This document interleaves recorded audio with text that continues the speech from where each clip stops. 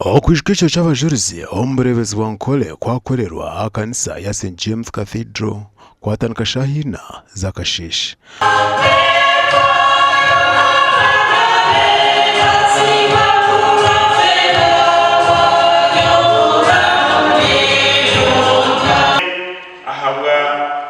ahabwa injiri bakihayo bakanga kwikizana n'ekora ya stade kandi bakagira ngo nobwe tukapfa konka turukuza kwakana turukuza kwihakana ekitwikirize. Reverend Abraham Ahabwe Kurga omuri Greater Mbaraki Dikonare niwe yayegisa yagamba karungi akari ahakireki kwihayo kwabo kukashyikiriza ahabwe kanisa ekiri kubasa kushanisirwa no kwihayo kwa Kristo.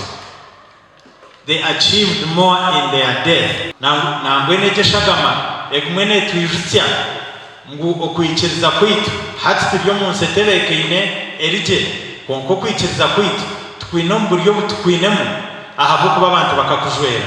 Dean wa St James Cathedral Reverend Canon Bobs Musije yanja kugamba nawe ahakireki Kristo mukaba witu nabwo ecyo eshagama yabo abantu abatufere ba mataza batufere niyo yabire nsigo yekarisa kukora ondijo kube bajango hato kubamuyaho mutwe hate abantu bona beyongerera kimwe kanya nabajango yes ngoje kitwagiremu ngoje kiturumu nicyo cyamazima nabwo ecyo Kristo omwizoberi naturaganisa kwama kuzo kwama nuwo musinge gwitu shebe kwa ntubanganisa aho twarije umwanyugo twasiga barukurambura ebishenje ebyatiremo ebyone bkonja kugamba acho cy'abajerizi ahari East African Revival Museum akashozi Ruharo. Mbatwereka amatazo kubisirwe mbatwereka story ya matazi abaye bari abato batwereka amatazi abembarga Catholic religion na Anglican religion.